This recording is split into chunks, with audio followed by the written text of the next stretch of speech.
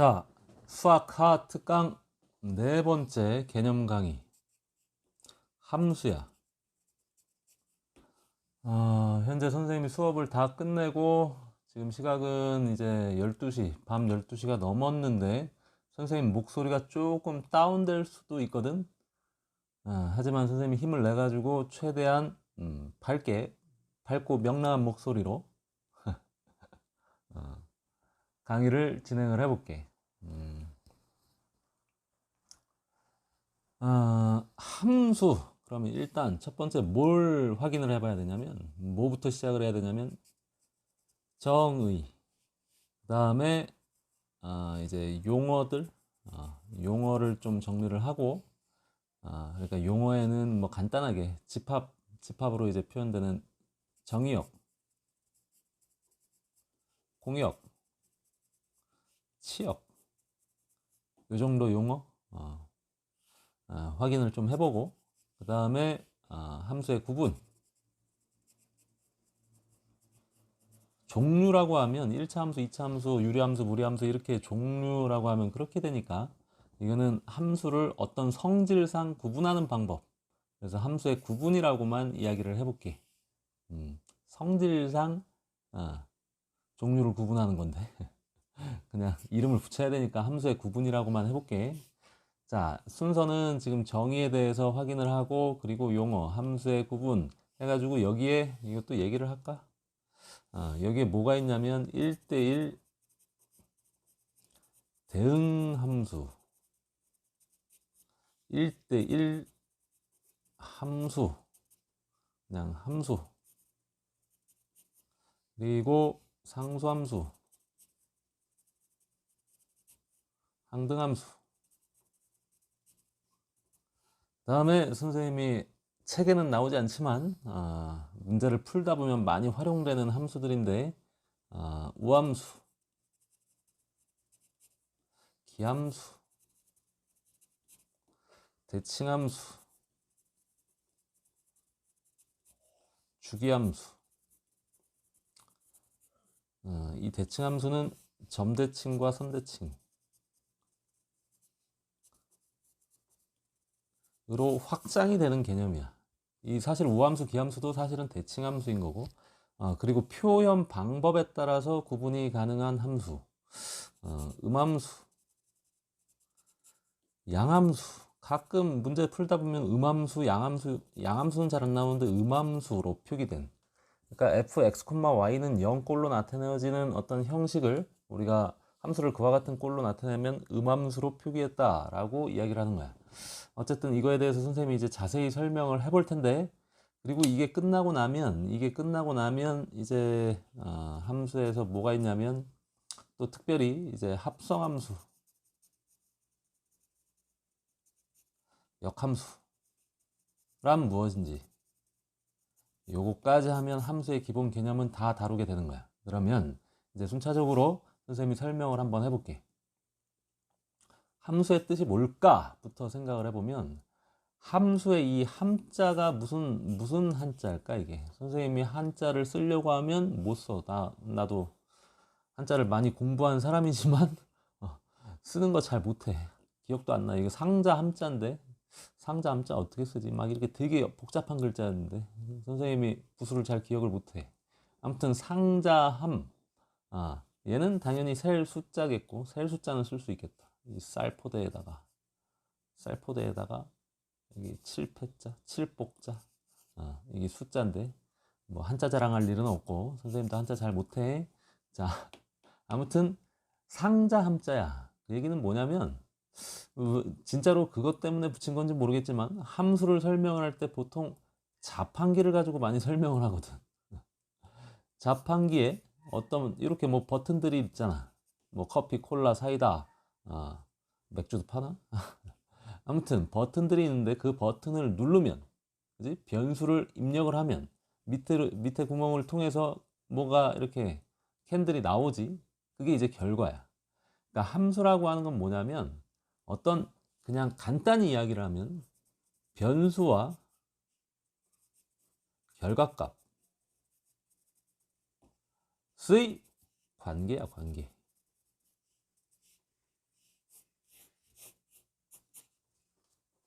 변수와 결과. 우리 가끔 이제 윤리를 배운 친구들, 윤리를 아직 안 배웠겠구나. 근데 들어본 적이 있을까 모르겠는데, 인과율이라고 하는 게 있어. 저기 불교 철학에 보면 인과율이라는 걸 굉장히 강조를 하는데, 인과라고 하는 건 뭔지 알겠지? 원인과 결과. 과학에서도 이 인과율을 많이 언급을 하지.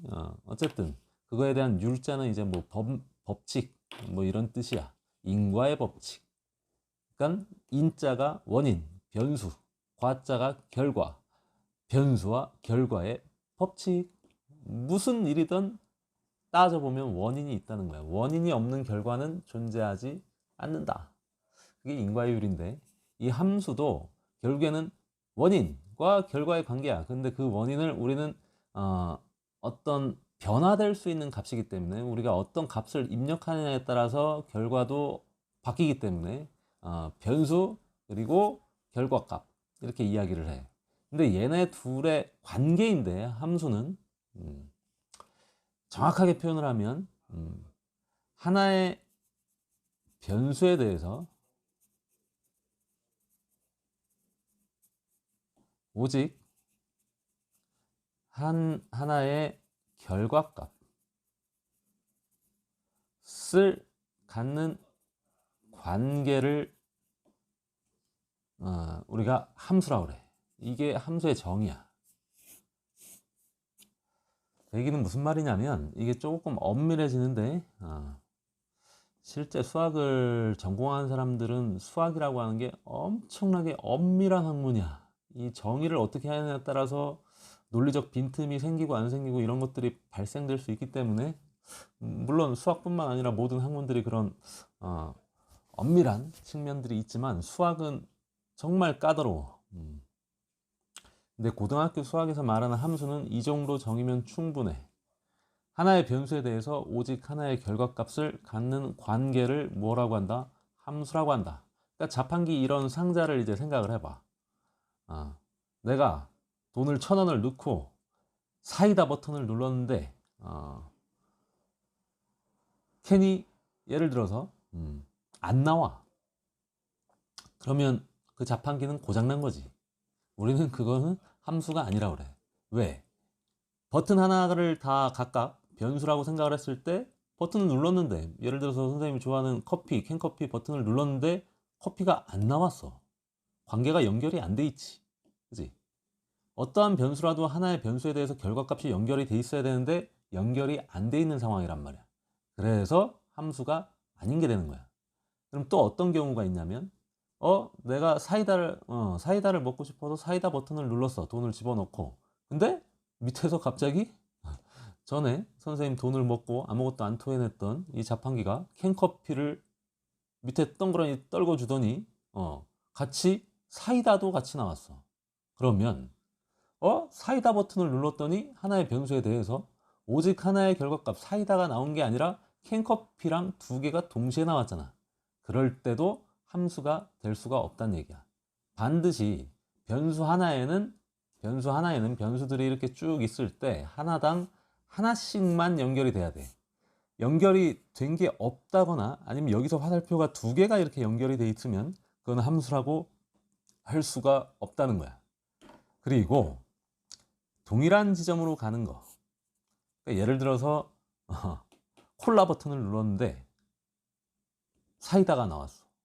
사이다 버튼을 눌러도 사이다가 나왔어. 이거는 함수의 정의에 위배될까? 함수가 아닐까? 아니야. 이건 함수야.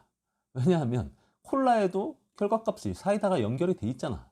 물론 이게 오작동을 하는 좀 기계가 미친 거지만 사이다도 사이다로 하나가 연결이 돼 있는 거고, 그래서 함수라고 이야기를 할 수 있는 상황이야. 어쨌든 함수의 정의는 오직 하나의 변수 x에 대해서 오직 하나의 결과값 y를 갖는 관계. 우리가 가장 보편적으로 많이 쓰는 문자가, 변수의 대표 문자는 x고 결과값의 대표 문자는 y. 자, 어찌됐든 정의에 대해서 이야기를 해봤고, 그 다음에 용어들을 좀 정리를 해야 되는데, 정의역, 공역, 치역, 굉장히 생소하게 다가올지도 몰라. 우리가 중학교 때부터 함수를 공부를 했지만 처음으로 언급하는 거거든. 정의역, 공역, 치역. 근데 어떤 함수를 도식화를 한번 해볼게. 간단하게 여기 1번, 2번, 3번이라는 변수가 있어. 그리고 여기 4번, 5번, 6번이라고 하는 결과값이 될 수 있는 이제 결과가 될 수 있는 어떤 값들의 여기 영역이 있고, 우리가 함수를 나타낼 때 이렇게 x에서 y로 가는 함수 이름, 뭐 fx라고 보통 가장 많이 나타내고, 근데 이건 함수의 이름이기 때문에 fx가 아니라 gx, ax, bx, tx, yx 뭐 마음대로 갖다 이름을 붙여도 상관이 없어. 근데 f를 쓰는 이유는 함수의 영어 단어 뭐야? 펑션이야. 펑션이 기능이라는 뜻도 있지만 수학에서는 함수라고 통용되는 단어야.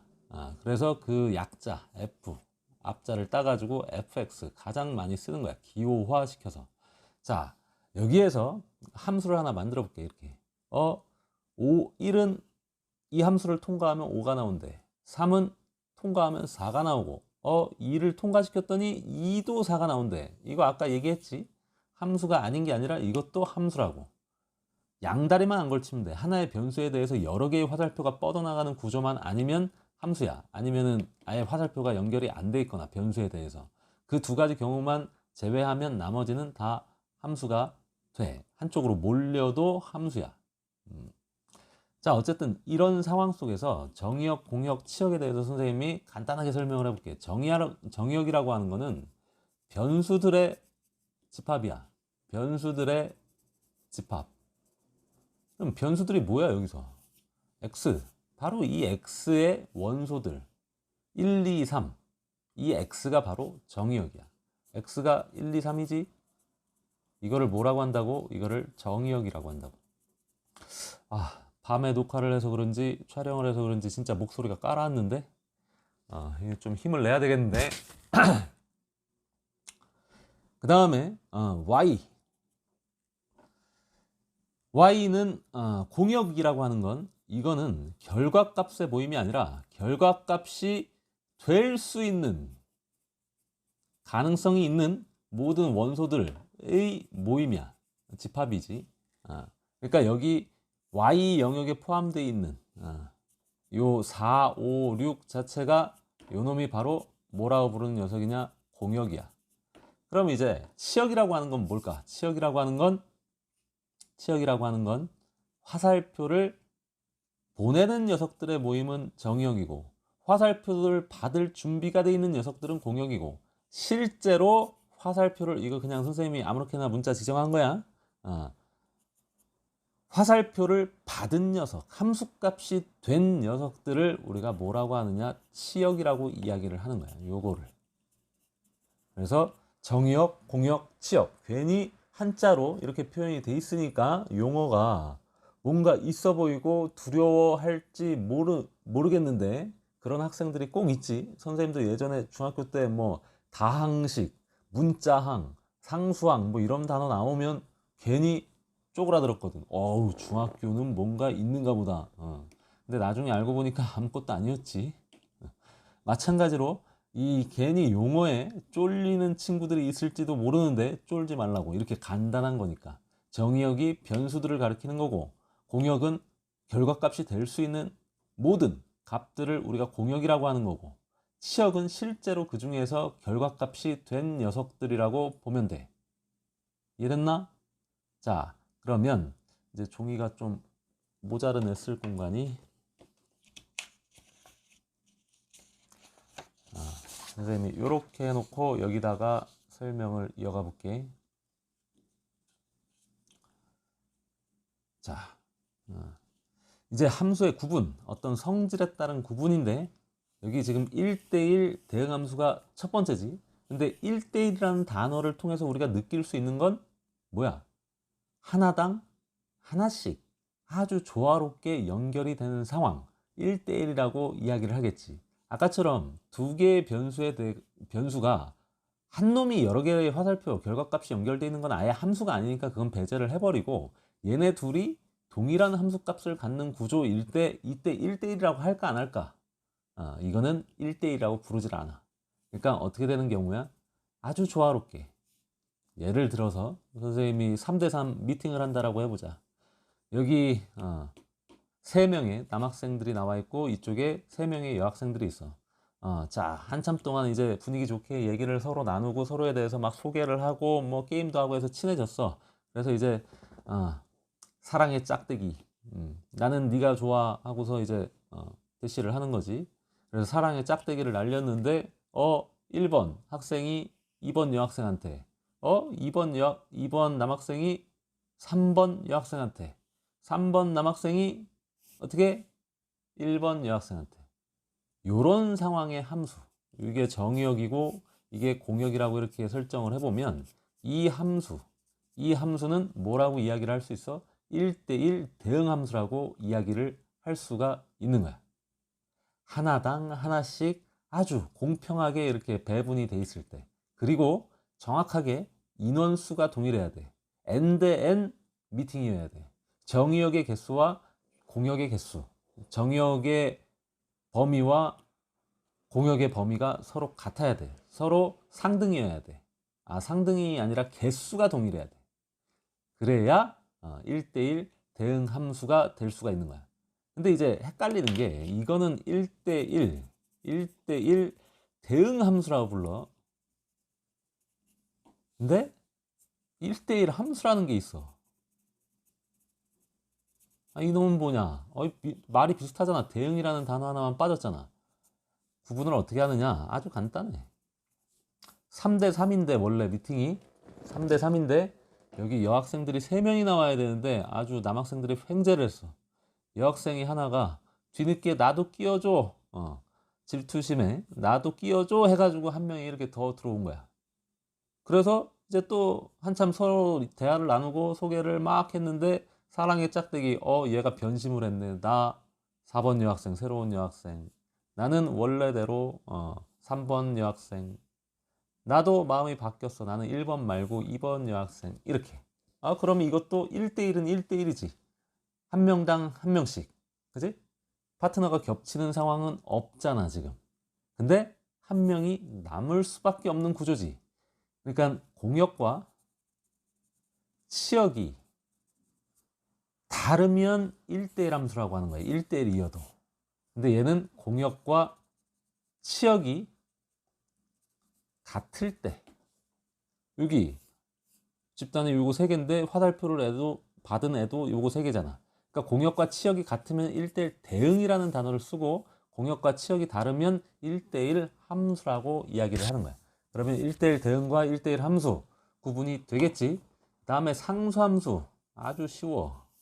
상수함수는 이렇게 변수들이 여러 개가 있는데 결과값이 될 수 있는 영역도 이렇게 여러 개가 있고, 근데 얘네들이 전부 다 미팅을 이렇게 다수대 미팅을 했는데 10대 10 미팅을 했다라고 해보자.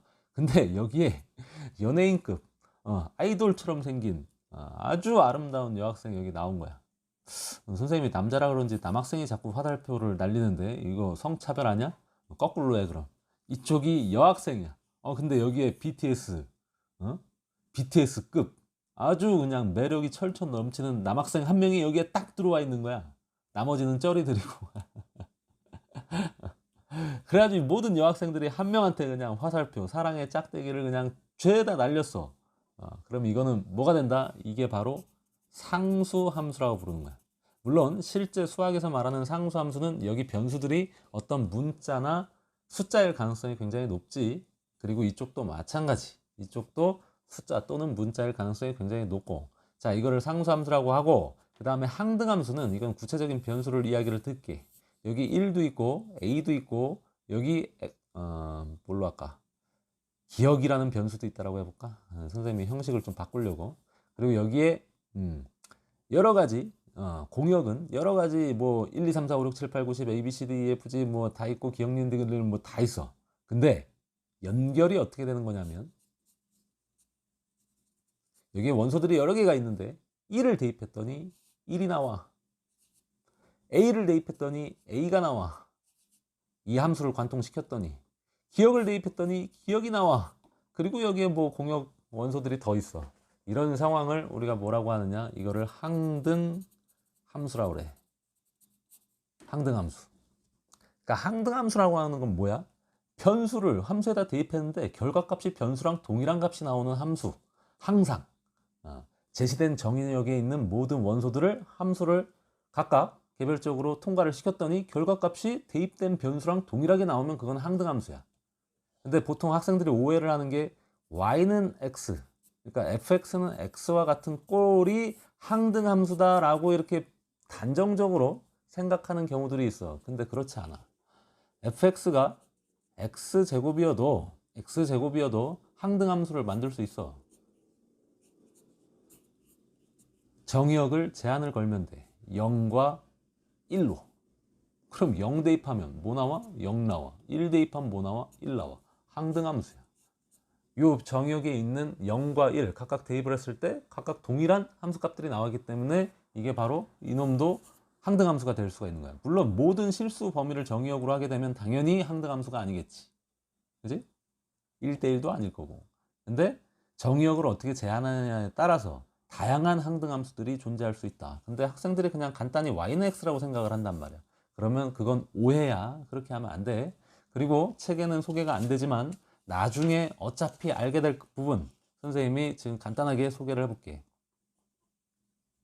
그리고 아주 유용하고 중요해 나중에. 그리고 좀 심한 문제를 풀다 보면 이 내용들이 많이 나와. 우함수. 우함수는 다음과 같은 조건을 만족시키는 함수를 우함수라고 그래. 어떤 조건이냐면 f-x가 fx와 동일하다는 조건을 모든 x에 대해서 정의되어 있는 임의의 x에 대해서 이게 항상 성립되는 함수를 우리가 우함수라고 하고, 그럼 이런 조건을 만족시키는 함수의 특징은 뭐냐면 잘 봐. f-x라고 하는 거, 얘는 원래 y는 fx라는 함수를 어떻게 바꾼 거야? 이거 x에 마이너스 x를 집어넣었잖아. 그럼 우리 그 전에 수학상의 마지막 부분에서 평행이동 대칭이동 할 때 x, 그러니까 자치 방정식 또는 함수에 x 위치에 마이너스 x를 대입해서 변형하는 대칭이동 뭐였어? y축 대칭 이동이었어. 근데 잘 봐. 얘는 원래 fx를 y축으로 대칭 이동을 시켰음에도 불구하고 fx랑 함수식이 동일하다는 얘기야. 그러니까 y축으로 대칭 이동을 했는데 그래프를, 근데 변함이 하나도 없어. fx의 그림이. 그 얘기는 뭐야? 자체로 y축의 대칭인 함수라는 거야. 이게 바로 우함수의 특징이야. 정의는 이 조건식을 만족시키는 함수를 우함수라고 하고, 근데 다항함수 형식에선 다항함수로 제한을 하면 우함수는 뭐라고 하냐면 우함수를 그냥 기억하기 좋게 짝함수라고 이야기를 하는 경우가 많아. 짝수함수. 왜 그러냐면 어떤 다항함수를 예를 들어보자. x6제곱 마이너스 3 x4제곱 플러스 2x제곱 플러스 5 이렇게 있다. 그럼 얘는 우함수야. 왜냐하면 구성을 잘 봐. 이 다항함수는 6차 함수인데 차수가 다 6제곱, 4제곱, 제곱, 그리고 여기 상수는 x의 0제곱이지. 0은 사실 자연수 범주 내에서 홀짝을 정의를 하면 0은 홀수도 아니고 짝수도 아니고 아무것도 아니지만 그냥 정수 전체의 범위에서 홀짝을 이야기를 하면 0은 짝수의 성질을 가지고 있어. 물론 홀수라고 해도 돼. 아씨. 좀 그렇다. 아무튼 0도 짝수라고 그냥 생각하면 편해. 홀짝 이렇게 가야 되니까 1이 홀수니까 그 다음 0은 짝수해야 될 거 아니야. 이렇게 그냥 간단히 그냥 이야기를 해봐. 물론 엄밀하게 이야기하면 이것도 이야기가 달라져. 근데 그 정도까지 엄밀할 필요는 없고, 아무튼 상수항을 그냥 짝수차라고 생각을 하면 얘는 짝수차로만 구성되어 있는 함수잖아. 이런 꼴을 가지고 있으면 다 우함수야. 생각을 해봐. 여기 x 위치에 마이너스 x를 집어넣는다고 식이 바뀔까? 마이너스 x의 6제곱은 어차피 x의 6제곱과 동일해. 마이너스 x의 4제곱도 x의 4제곱과 동일하고, 여기도 뭐 말할 것도 없는 거고. 그래서 서로 같아. 짝수차로만 구성되어 있는 함수는 우함수. 특징은 뭐? y축 대칭인 함수 이렇게 되는 거예요. 그럼 기함수는? 기함수의 정의도 같은 맥락에서 바라봐. f에 마이너스 x를 집어넣었는데 얘는 fx랑 똑같은 우함수인데 마이너스가 바깥으로 이렇게 튀어나온 이런 등식이 성립이 돼. 근데 이것도 어떻게 이해를 할 수 있냐면 y는 fx가 이렇게 있었어. 근데 x에 마이너스 x를 집어넣고 y에도 마이너스를 붙여서 이 오른쪽으로 넘겨버린 거야. 근데 얘네 둘이 어떤 상황이야 지금? 같다라고 놓은 상황이 바로 이 상황이야. 요 마이너스를 이쪽으로 넘겨 놓고 보면 그거를 다시 이쪽으로 넘기면 이와 같은 식이 나오지. 그지? 똑같은 말이야. 이거 두 개가 같다는 거랑 이거 두 개가 같다는 게. 어찌됐건 이 조건을 만족을 시킨다는 얘기는 잘 봐. 얘는 분명히 원래 있던 fx를 어떻게 가공을 한 거야. 얘도 x에 마이너스를 붙였고 y에 마이너스를 붙였지. 그럼 어디에 대한 대칭 이동이야? 원점 대칭 이동이야. 근데 원점 대칭을 시켰음에도 불구하고 원래 여기 있다라고 생각을 해보자. 여기 있다라고. 물론 보통은 여기에 마이너스가 있는 형식을 많이 취해 기함수를 제시할 때 여기에 보기가 싫으니까 이쪽으로 넘겨놓은 것 뿐이야. 근데 이렇게 제시를 해도 돼. 어찌됐건 원점 대칭을 한 함수가 원 함수 fx랑 동일하다는 얘기야. 원점 대칭을 시켰음에도 불구하고 그래프가 원래 본인 자신의 모습과 동일해. 그러니까 180도 회전을 시켜도 x축과 y축에 동시에 대칭 이동을 시켜서 만든 그림이 처음 그림과 완전히 일치한다는 얘기야. 그러니까 원점 대칭인 함수를 우리가 뭐라고 한다? 기함수라고 이야기를 하는 거야. 얘는 점대칭이고 얘는 선대칭이야. 그래서 선생님이 아까 점대칭, 선대칭 이야기를 잠깐 언급을 했던 거고, 어쨌든 우함수와 기함수가 뭔지 선생님이 설명을 해봤어. 그 다음에 이제 대칭함수. 이게 좀 이해를 바탕으로 해야 돼. 이거 암기, 물론 나중에 저 형식들은 당연히 기억을 해야 빠르게 우리가 해석을 할 수 있겠지만 일단 암기보다도 이해를 해서 저 형태를 기억하려고 해야 돼.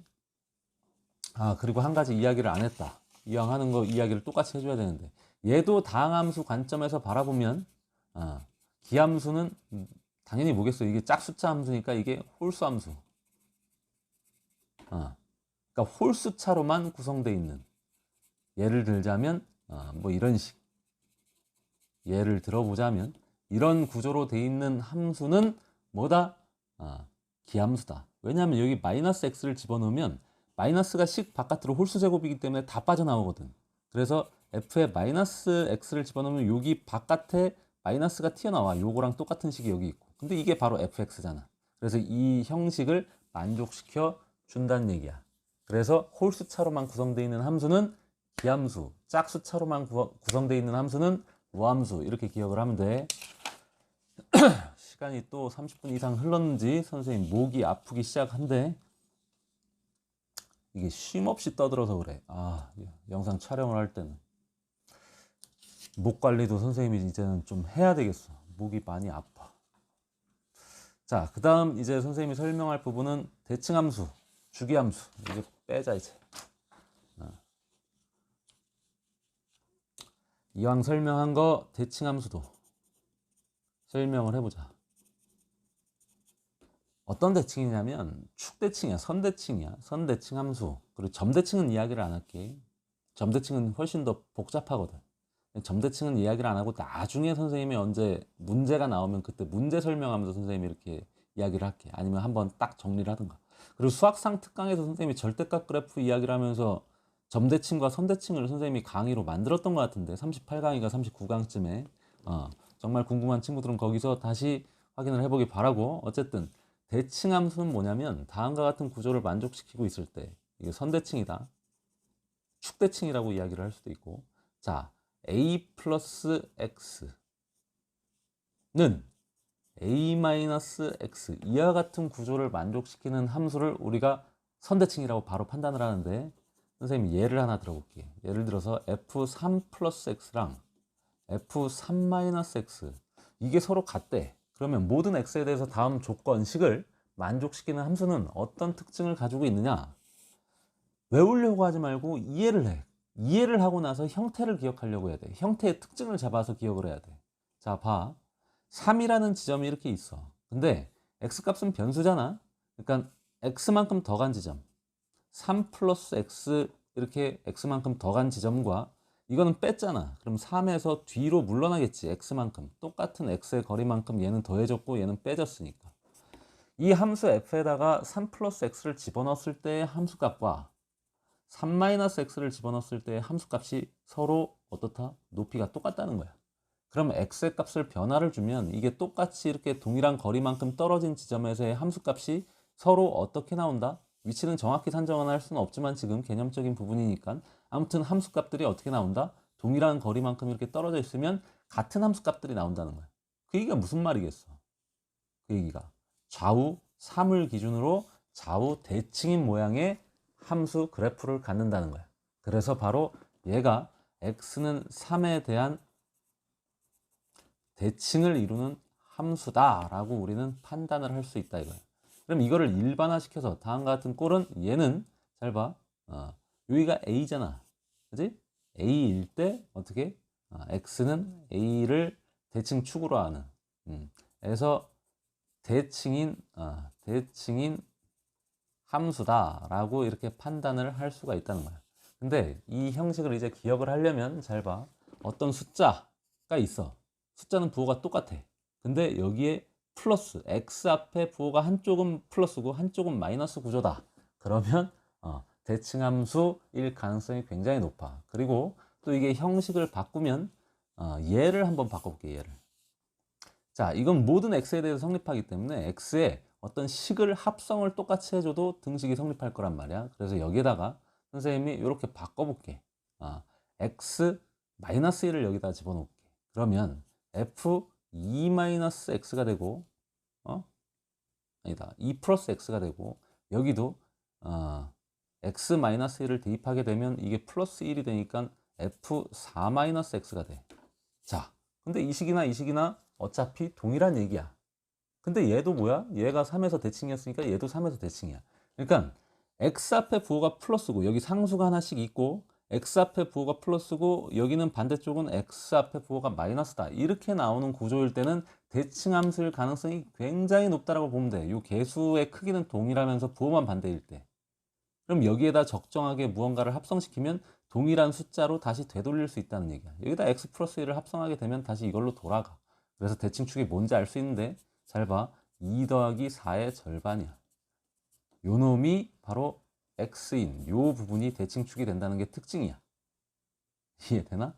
그러니까 이것도 일반화를 시켜보면 굳이 할 필요는 없는데 요게 요런 꼴이고 여기가 b-x 이런 꼴이다. 그럼 얘는 x는 뭐다?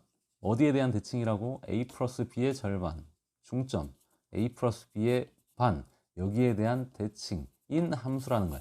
외우지 마. 근데 x 앞에 부호가 플러스고 x 앞에 부호가 마이너스일 때 대칭 함수다 라고 판단을 해놓으면 얼마든지 만들어낼 수 있어. 숫자를 찾을 수 있다고. 요령이 조금 그걸 하다가 보면 얘네 둘 더하고 반 나누면 되는구나 이렇게 이제 본인만의 어떤 요령들이 생기는 거야. 처음부터 이거를 외우려고 하지 마. 그런 공부는 선생님은 정말 싫어하고 그렇게 공부하면 학습 효율이 나중에는 너무 떨어져. 외우려고 하지 말고 이해해서 기억하려고 해. 자동으로 기억이 남게끔. 오케이? 자, 대칭함수 설명을 했고 그리고 이제 하나 더 설명을 해볼게. 주기함수. 선생님이 체력이 이제 바닥날라 그래. 주기함수까지만 설명을 하고 선생님이 역함수랑 합성함수는 내일 자고 일어나서 내일 다시 녹화를 한 다음에 선생님이 편집으로 붙여서 영상을 올리는 걸로 하자. 선생님이 지금 힘들다마니 물도 마시고 싶고 이제 영상 촬영할 때 옆에다 물을 갖다 놔야 되겠어. 아무튼 주기함수라고 하는 건 뭐냐면 동일한 어떤 그림들이 그래프가 계속 같은 어떤 주기의 뜻을 아나? 같은 기간, 같은 구간마다 동일하게 반복되는 거야. 마치 도장 찍듯이 똑같이 컨트롤 C, 컨트롤 V, 컨트롤 C, 컨트롤 V 이런 식으로 계속 똑같은 모양들이 반복되는 거야. 그 간격을 우리가 주기라고 하는 거고. 오케이? 이 예를 들자면 뭐 그래프가 뭐 이렇게 생긴 거야. 여기가 2, 4, 6, 8인데 여기가 V자 모양, 뭐 3 모양으로 이렇게 계속 다 똑같이 나와. 이렇게 완전히 기울기가 다 똑같은 이런 두 개의 직선 형태로 이렇게 나와. 이게 무한히 이쪽으로도 반복된다. 이런 게 이제 주기 함수가 되는 거야. 근데 이거를 식으로 나타내면 어떻게 되냐면 아까랑 조금 다른데 봐. fx는 fx 플러스 p와 같은 꼴을 만족시키면 바로 주기가 p인 주기함수야. 이것도 생각을 해보면 쉽게 이해를 할 수 있어. x, 여기 x 플러스 p만큼 떨어져 있지, 그치? 근데 여기에 함수값이 여기 있어. 그럼 여기에서의 함수값도 어때야 돼? 동일해야 돼. 그러니까 요 간격의 함수가 예를 들어서 이렇게 생겼다. 그럼 여기 있는 함수값은 뭐랑 똑같겠어? 여기서 똑같이 p만큼 떨어져 있는 지점하고 함수가 똑같이 나와야 되잖아.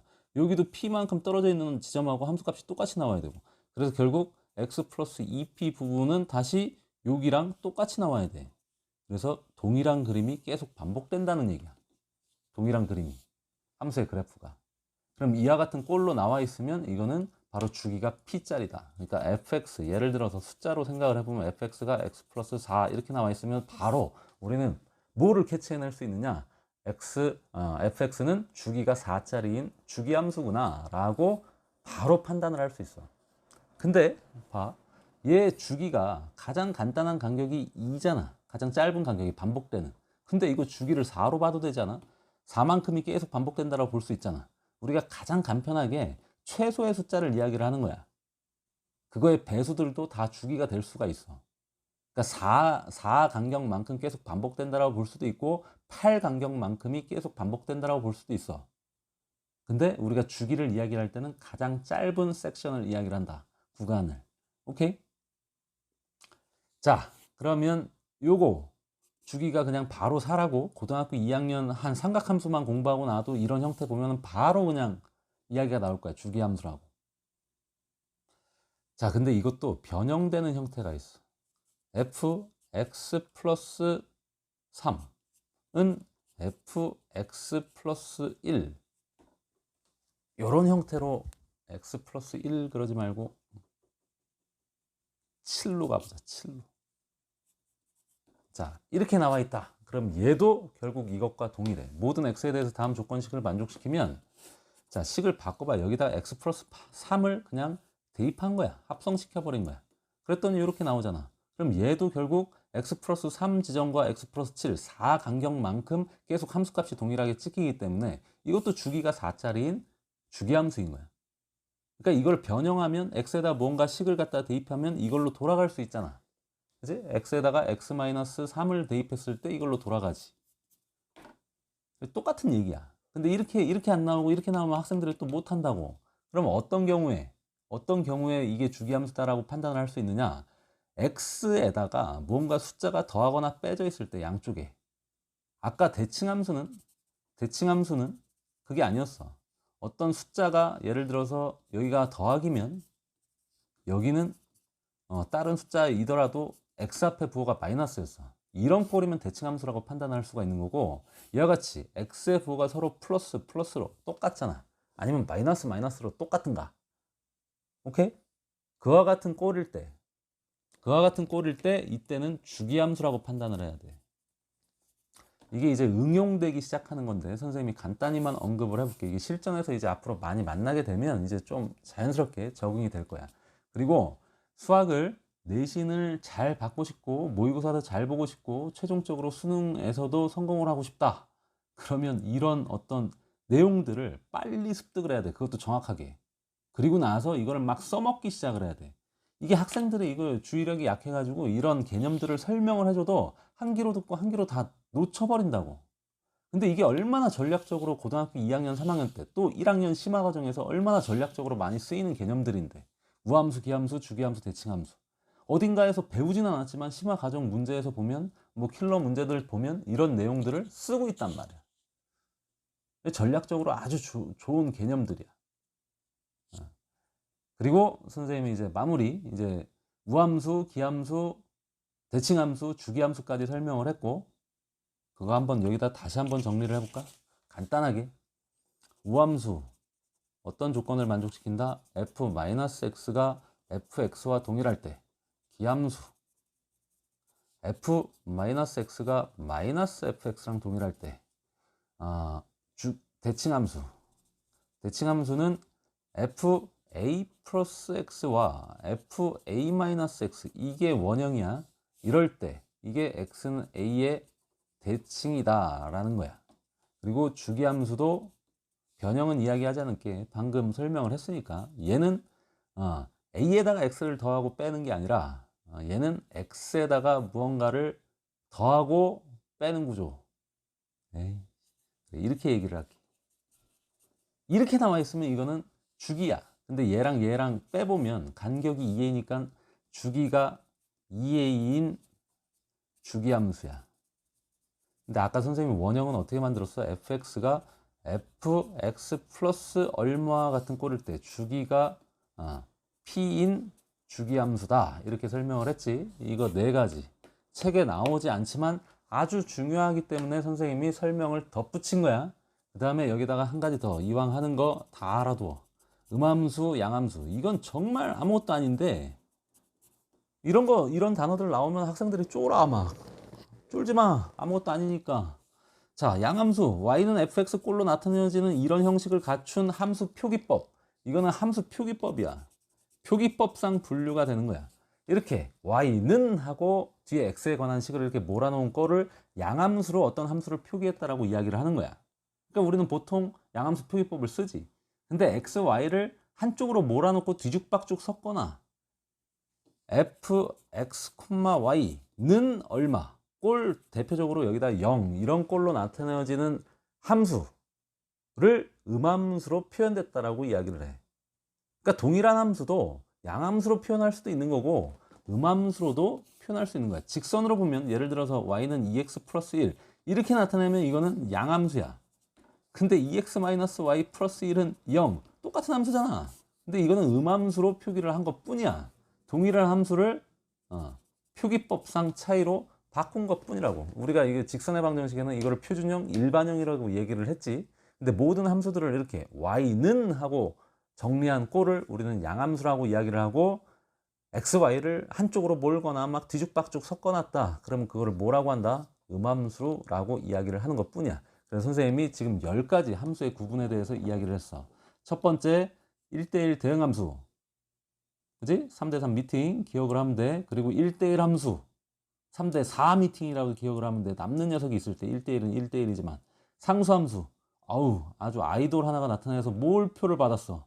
상수함수. 항등함수. 완전히 똑같은 거야. 변수와 결과값이 복제하듯이 x를 대입하면 x, y를 대입하면 y, a를 대입하면 a, 이런 식으로 함수 자체가 정의역에 있는 변수 자체가 결과값이 되는 함수를 우리가 항등함수라고 이야기를 한다. 그리고 지금 우함수, 기함수, 대칭함수, 주기함수, 음함수, 양함수 이렇게 이름이 붙어있는 함수 구분법, 성질에 따른 구분, 어떤 특징에 따른 구분, 그리고 표기법상에 따른 구분, 이 10가지에 대해서 선생님이 설명을 했어. 근데 아직도 설명하지 못한 게 합성함수, 역함수 해가지고 개념이 큰 덩어리 2개가 남아있어.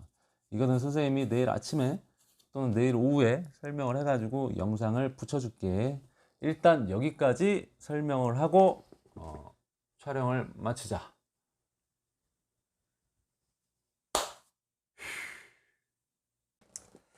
자, 이어서 합성함수,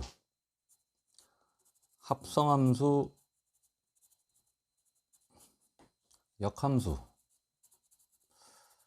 대해서 알아볼게. 합성함수는 함수가 하나가 아니라 2개야. 그래서 두 개의 함수를 합치는 방법인데, 하나의 함수를 다른 함수에 합성하는 방법인데, 그거를 이제 모형을 한번 잡아볼게. x에서 y로 가는 함수가 있어. 이 함수를 fx라고 해볼게. 그러면 정의역을 선생님이 간단하게 1, 2, 3이라고 잡고, 이쪽도 뭘로 잡을까? 1, 2, 3 똑같이 잡고, 원래 뭐 다르게 잡아도 돼. 그리고 이쪽 y에서 z로 가는 함수를 gx라고 이렇게 잡았을 때, 자, 이쪽은 선생님이 그냥 임의로 이렇게 연결을 해보고, 얘는 이렇게 뭐 연결을 해볼게. 자, 그러면 이 함수는 그러니까 gfx라는 함수는, 이게 이제 합성된 함수인데 fx를 g에다가 합성을 한 새로운 함수가 되는 거거든. 이거의 이름을 뭐 따르게 뭐 hx라고 이렇게 설정을 할 수가 있어. 기호로 이거를 나타낼 때 우리가 괄호 안에다가 이렇게 또 집어넣는 게 워낙 좀 식이 크니까 이걸 간단하게 g.fx 이렇게 이제 표현을 하고, 옛날 선생님들은 이거 g.fx라고 읽는다. 일본식 발음으로. 선생님도 그걸 하도 듣다 보니까 선생님도 입에 g.fx가 입에 붙어 있는데, 나는 바꿀래 이제. 그러니까 나쁘지 않게 적응이 되더라고. g.fx. 다시라는 게 뭐야? 점이지, 점. www.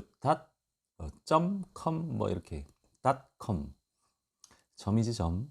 어쨌든 이 새로운 함수 h1이라고 하는 게 뭘까? h1은 gf1과 동일하고, 이거는 g.f1. 도트라고 할 뻔했어. 자, 쫓아가 볼까? f를 관통을 하면, 통과를 하면 1이라고 하는 값은 어디로 연결이 돼? 2로 연결이 됐지. 근데 그 값이 2가 되면 2라는 함수 값이 다시 g의 변수가 돼서 어디로 연결이 돼? 2로 이렇게 연결이 된다 이거야. 그래서 g.f1은 얼마? 2의 함수 값이 나와. 그러면 따로 2를 한번 봐보자. 2를 대입하면 얼마가 나오고 3이 나오고, 그리고 3을 다시 g에다 대입을 하면 1이 나오지. 그래서 h2라고 하는 건 gf2랑 동일한 거고, g.f2고 얘는 얼마?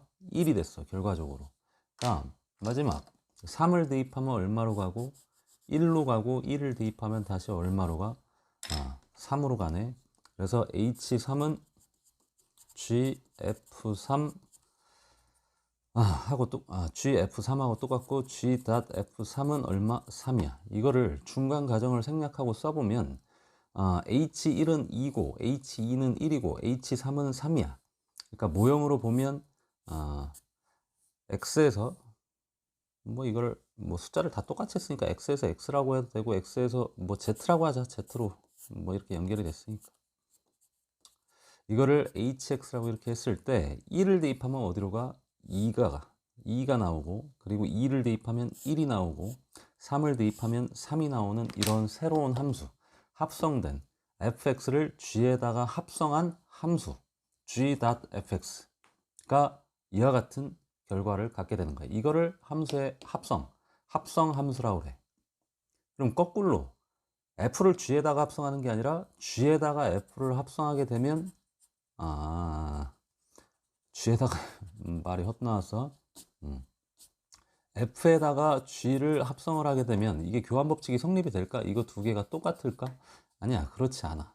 얘는 여기다 1을 대입하면 얼마가 나오고, 거꾸로 여기다가 하나를 더 써보자. 이게 fx라는 함수를 뭐 어차피 똑같이 1, 2, 3에서 1, 2, 3으로 가니까 문자는 크게 중요하지 않아. 이거랑 똑같이 이렇게 생긴 거잖아.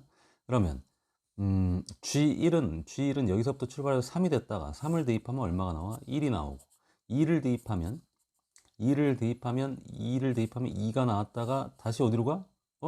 3으로 가네. 그리고 3을 대입하면 1로 갔다가 어디로 연결돼? 2로 연결이 되네. 이게 새로운 f.g 도트라고 그랬어.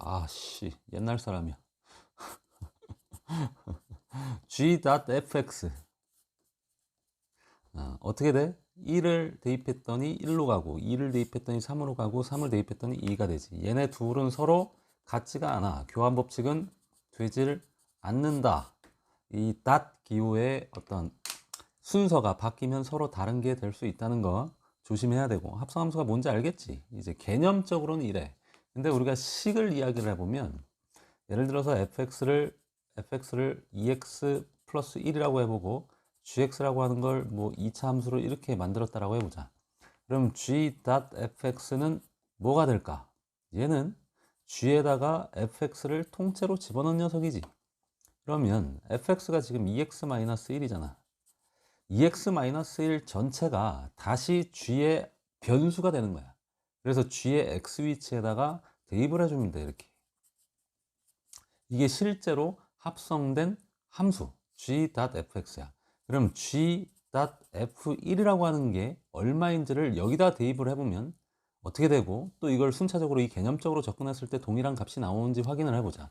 일단 기본적으로 여기다 대입을 하면, 이게 지금 g.fx라고 함수로 식을 구한 거니까 1을 대입하면 3의 제곱 9니까 1 빼기 9 마이너스 8이 나오지.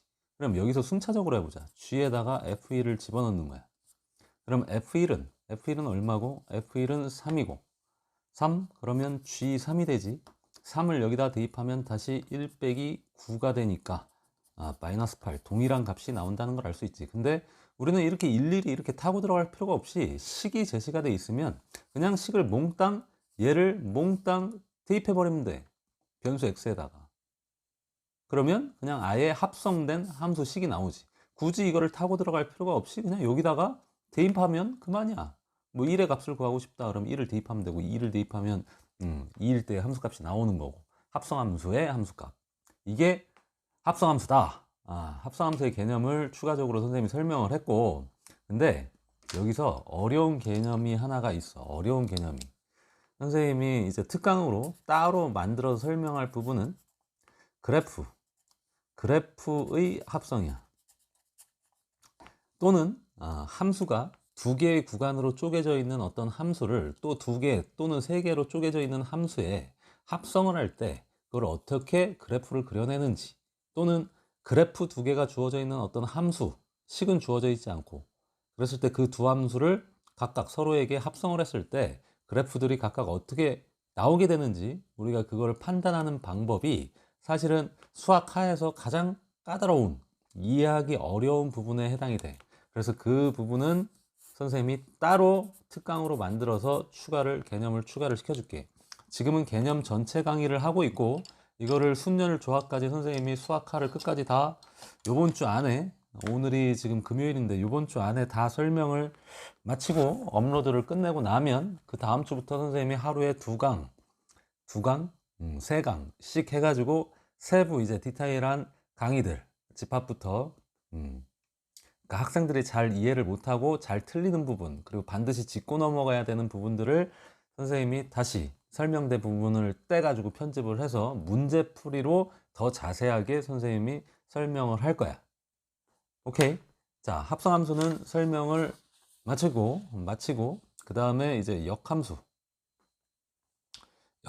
개념 잡기가 어렵지 않아. 이것도 모형을 먼저 보면 x에서 y로 가는 함수야. 얘도 간단하게 봐보자. a, b, c, 여기도 1, 2, 3 이렇게 잡아놓고 이게 fx라는 함수라고 해보자. a는 3으로 가고 c는 1로 가고 b는 2로 갔다라고 해보자. 역함수는 뭘 가리키는 걸까? 반대로 가는 함수야. 반대로 가는 함수. 이거를 f-1제곱이 아니라 f 인버스 x라고 불러. 이거를 fx의 역함수라고 해. 역방향으로 가는 거야. 그러니까 f 인버스 x는 순차적으로 다시 바꿔서 써주면 거꾸로 가는 거야. 거꾸로. 1을 대입하고 2를 대입하고 3을 대입합니다. 그러니까 치역이 다시 정의역이 되는 거야. 그리고 정의역이 치역이 되는 거고. A, B, C. 자, 1을 거꾸로 가면 어디로 가? C로 가지. 그리고 2를 대입하면 B로 가고 3을 대입해도 A로 가네. 그치? 요거를 뭐라고 한다? fx의 역함수라고 이야기를 한다. 그러면 역함수라고 하는 건 특수한 어떤 조건이 성립할 때만 역함수가 존재할 수 있어. 역함수가 존재하기 위한 조건이 있는데, 이게 뭐냐면 1대1 대응 함수여야 돼. 왜 그런지를 살펴보자. 자, 두 가지 판례를 선생님이 예로 들어볼게. x에서 y로 가는 상황이야. fx야. 근데 이거를 1도 2로 가고 2도 3으로 가고 3은 뭐 3으로 간다라고 이렇게 만들었어. 그러면 f 인버스 x는 역함수는 어떻게 되니? 어떻게 돼? 여기가 1, 2, 3일 때, 또 1, 2, 3일 때, 1일 때는 연결이 안 돼 있어. 거꾸로 갔을 때. 이걸 거꾸로 가면 그냥 f 인버스 x잖아. 근데 1은 아예 함수값이 없어. 함수값이 없으면 함수가 성립되질 않는 거였지. 그리고 2일 때를 보니까 얘는 양다리를 걸치네. 2를 대입하면 1도 나오고 2도 나와. 3은 거꾸로 가면 3이고 성립이 안 되는 두 가지 조건을 다 갖추고 있지. 1일 때는 아예 함수값이 존재하지 않고 2일 때는 함수값이 두 개야. 이거 선생님이 함수가 아니라고 그랬지. 이거는 함수의 위배 조건에 걸려든 거야. 안 돼. 결국 이건 지금 1대1이 아니란 말이야. 왜? 한쪽으로 몰렸기 때문에. 이런 경우에 역함수는 존재하지 않게 돼. 그러면 1대1 대응이 아니라 1대1 함수면 어때요, 선생님? 1대1 함수? 자, 생각을 해보자. 1, 2, 3, 여기는 1, 2, 3, 4야. 선생님이 3대3 미팅, 3대4 미팅으로 대표적으로 예를 들었지. 근데 그게 뭐 4대5, 이쪽이 공역과 치역이 다른 경우야. 1대1로 연결이 되더라도 1대1 함수라는 거는 굳이 3대3, 3대4에 국한되지 말고 선생님이 상징적으로 두 가지 대표 예를 든 것뿐이야. 이해하기 좋으라고. 이걸 또 단순하게 너무 간단하게만 이해하면 안 돼. 자, 이거를 fx라고 해보자. 그러면 f 인버스 x인데 1일 때는 3으로 가고 2일 때는 4로 가고 3일 때는 1로 갔다라고 해보자. 그럼 역함수는 어떻게 돼? f 인버스 x는 1, 2, 3, 4가 다시 정의역이 되고 공역은 1, 2, 3 치역과 동일한데 문제가 발생이 돼. 1은 어디로 가? 3으로 가. 2는 아예 함수값이 없어. 3일 때는 어디로 가? 1로 가. 4일 때는 2로 가. 자, 하나당 하나씩 연결이 돼서 함수의 조건을 다 만족시키고 있는 것 같지만 어때? 2일 때 함수값이 비어있지. 이것도 함수의 위배 조건에 걸려들기 때문에 역함수가 존재하지 않는 거야. 그러면 실전에서 어떤 함수가 fx가 주어질 때, 역함수가 존재하는 fx가 주어질 때, 그러니까 1대1 대응함수여야만 역함수가 존재할 수 있는데 가장 대표적인 1대1 대응함수는 1차 함수들. 2차 함수는 1대1 대응이 아니야. 제한 범위를 둬야만 1대1 대응 함수를 만들 수 있어. 그래서 2차 함수의 역함수는 제한 범위가 있어야 된다는 거. 그거 좀 이따가 다시 설명을 해줄게. 1대1 대응 함수, 대표적으로 2x-1이라는 fx가 있다. 이게 사실은 우리가 편하게 나타낼 때 y는 2x-1이지. 자, 역함수, 이거의 역함수 f 인버스 x를 어떻게 구하느냐 하는 거야. 선생님이 간단히 보여주면 x랑 y, 정의역과 치역이 어떻게 되는 거야? 바꾸는 거야. 치역이 다시 정의역이 되고. 그지? 뭐 공역이 치역이 됐다고 봐도 돼. 어차피 치역과 공역이 동일하니까. 1대1 대응함수일 때는. 그리고 정의역이 뭐가 돼? 치역이 되는 거야. 그러니까 x랑 y가 위치가 바뀌는 거거든. 그래서 이 원 함수의 역함수를 찾으려면 x, y의 위치를 바꿔놓으면 돼. 이렇게. 요 y가 의미하는 게 바로 역함수야. 그럼 이 y로 다시 정리를 해보면 넘기고 2로 나눠주면 되겠지. 요 놈이 바로 f 인버스 x다. 2분의 x 플러스 1. 실제로 예를 한번 들어볼게. f1은 얼마야? 2로 하자. f2는 얼마야? 2를 대입하면 3 나오지. 그럼 역함수는 거꾸로 2를 대입하면 3이 나오니까 3을 대입하면 얼마가 나와야 되겠어? 2가 나와야 되겠지. 근데 여기다가 3을 대입해봐. 2분의 4니까 2가 나온다는 걸 확인할 수 있지. 다른 모든 값들도 다 성립해. 그러니까 역함수를 구하는 방법도 x, y 위치를 바꾸고 정리를 하면 된다. 이거 어렵지 않아. 그러니까 선생님 개념 설명을 바탕으로 이제 기본서를, 개념원리, 정석, 수학의 바이블, 기타 등등의 개념서 또는 교과서를 펴들고 이거를 해보면 어렵지 않다는 걸 알 수가 있을 거야. 개념도 이제 다 설명을 했고. 그리고 역함수의 그래프 특징이 있는데 원함수와 fx와 f 인버스 x는 서로 어떤 관계일까 하는 부분이야. 자, 역함수를 만들 때 x, y 위치를 어떻게 했어? x와 y를 바꾼다지. 그지? 자, 우리 평행이동, 대칭이동에서 x, y 위치를 바꿔서 대칭이동하는 방법이 어디에 대한 대칭이 되었니? y는 x에 대한 대칭이었어. 결국 fx하고 f 인버스 x는 x와 y의 위치를 바꿔서 새로 정리한 함수이기 때문에 역함수는 서로 어떤 관계에 있다? y는 x에 대해서 대칭인 모양을 지니고 있다는 거예요. 예를 들어서 y는 x가 이렇게 기준선이 이렇게 있을 때 어떤 함수가 있어. 어떤 함수가 예를 들어서 이렇게 생긴다라고 해보자. 예를 들어서 그럼 이 함수의 역함수는 이게 fx면 y는 x를 기준으로 대칭된 모양의 함수가 나온다는 거야. 이게 f 인버스 x가 된다는 거야. 어렵지 않지? 자, 다시 좀 복잡하게 선생님이 설명을 한 것 같은데 다시 한번 정리를 해보면 역함수는 뭘 바꾸는 거야? x와 y. 그러니까 정역이 치역이 되고 치역이 다시 정역이 된다.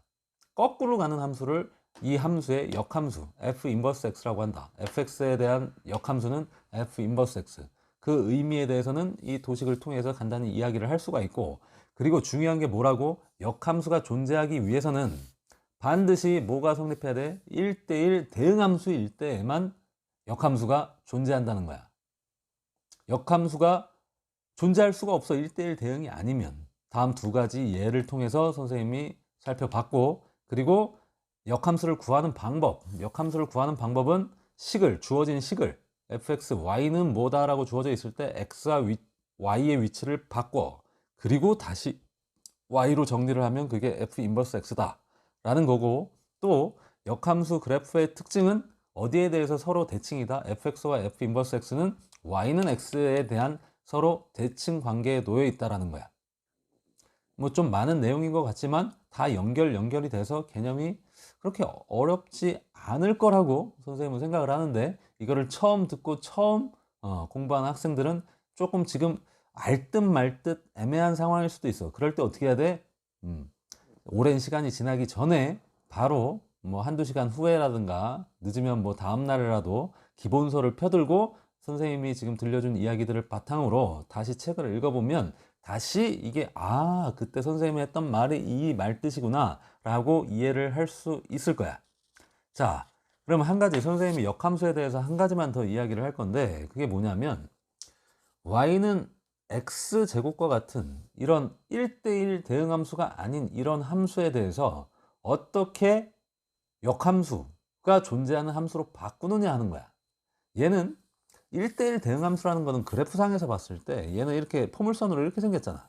이건 1대1이 아니야. 실수 전 구간에서 바라보면 정의역이 실수라고 했을 때. 왜냐하면 옆으로 잘랐을 때 교점이 두 군데에서 생기지. 이런 지점이 한 군데라도 있으면 여기를 A, B라고 했을 때 A에서의 함수값과 B에서의 함수값이 동일해. 그러니까 A, B에서의 함수값이 동일하게 나오는 거야. 여기를 C라고 하면 이런 식으로. 이건 1대1이 아니라고 그랬지. 그지? 그래서 함수, 1대1 대응 함수, 1대1 함수라는 거를 우리가 찾기 위해서는 이게 X축에 평행하게 이렇게 쭉 스캔하면서 잘랐을 때 교점이 두 개 이상 나오는 지점이 한 군데라도 있으면 그거는 1대1이 아니다라고 생각을 하면 돼. 세로로 잘랐을 때 교점이 두 개 이상 나오는 지점이 한 군데라도 있으면 그건 뭘까? 그거는 양다리를 걸친 거거든. 하나의 변수에서 두 개의 함수값, 두 개 이상의 함수값이 나오는 경우니까 함수의 위배 조건에 걸려든 거야. 그건 함수가 아니란 얘기야. 그냥 도형의 방정식이라고 하면 돼. 아니면 그냥 그래프인 것 뿐이고 식이 존재하지 않는. 어찌됐든 다시 이야기를 돌려서 이 이차함수가 역함수가 존재하려면 최소한 1대1을 만들어야 되기 때문에 1대1을 만들어야 되기 때문에 반쪽만 요 반쪽만 제시를 해주는 거야. 이렇게. 그러면 이 함수의 정의역은 x가 0보다 크거나 같을 때이기 때문에 이렇게 형성이 되는 거거든. 이렇게. 그지? 이렇게 형성이 되지? 맞나? 맞지? 그러면 생각을 해보자. 이게 x가 0보다 크거나 같고 y도 0보다 크거나 같다로 정의. 이제 공역도. 그러면 역함수, 이거의 역함수는 그래프상으로 보면 y는 x에 대해서 대칭이라고 했으니까 이렇게 생기거든. 그지? 이것도 1대1 대응이잖아. 그지? 역함수가 존재할 수 있게 되는 거야. 역함수가. 오케이? 그러면 어떻게 구하느냐? x와 y의 위치를 바꿔. 그러면 x는 y 제곱이 되지. 그리고 루트를 붙이면 y는 뿔마 루트 x가 되는데, 자, 생각을 해보자. 이게 처음에 y는 x제곱이었지. 정의역은 0보다 크거나 같은 범위야. 공역, 치역도 다 함수값이 0보다 어때? 크거나 같지. 이게 지금 치역이야. 그러면 이게 x의 위치를 맞바꾸면 얘가 다시 정의역이 되는 거지. 그럼 정의역은 0보다 크거나 같대. 루트 안에 있는 게 0보다 크거나 같으니까 성립돼. 근데 이 정의역이 다시 뭐가 돼? 치역이 되는 거지.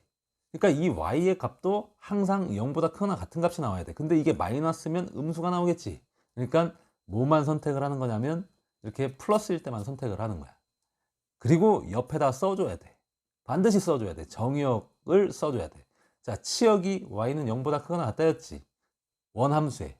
이게 뭘로 바뀌는 거야? 역함수에서는 다시 정의역으로 바뀌는 거니까 x가 0보다 크거나 같다 라고 범위를 제한시켜 줘야만 정확한 답이 된다는 거야. 이해되나? 거꾸로 이거의 역함수를 구할 때도 이렇게 2차 함수를 만든 다음에 반드시 이거를 써줘야 돼. 반드시. 오케이. 이렇게 해서 선생님이 이제 합성함수, 역함수 개념까지도 설명을 했어.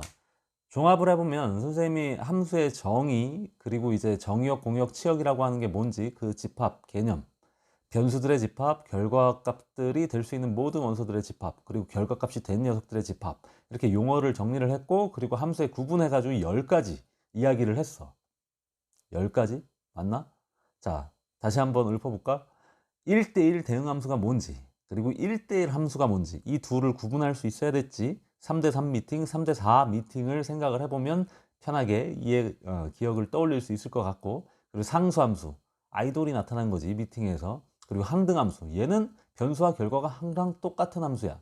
그 다음에 선생님이 이제 교과서에 나오질 않지만, 문제집에 나오진 않지만, 우함수, y축의 대칭인 함수, 기함수, 원점의 대칭인 함수, 그리고 또 뭐 대칭함수, 선대칭 함수에 대해서, 축대칭 함수에 대해서 형태를 또 설명을 했었고, 그리고 주기함수, 동일한 형태가 어떤 일정한 구간만큼의 동일한 형태가 계속 반복되는 어떤 함수.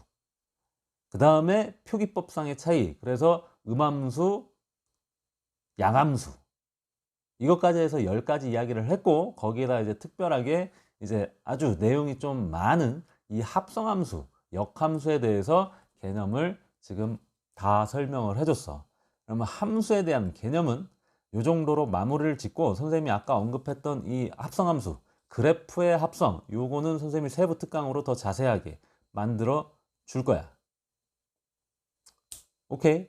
그리고 나머지 함수에 대한 부분도 선생님이 이제 문제풀이가 필요한 부분은 따로 따가지고 특강을 만들어서 올려줄게. 자, 그러면 이게 지금 4번째 개념 전체 강의였고, 5번째 강의는 유리무리식, 그리고 유무리함수, 유리함수와 무리함수, 그래프를 어떻게 다루는지, 어떻게 그리는지, 그거는 설명할게. 유리식, 무리식부터 설명을 하면 설명할 게 꽤 많아. 그래서 거의 뭐 선생님 예상의 느낌이 좀 불길한데 1시간 내외의 강의가 되지 않을까.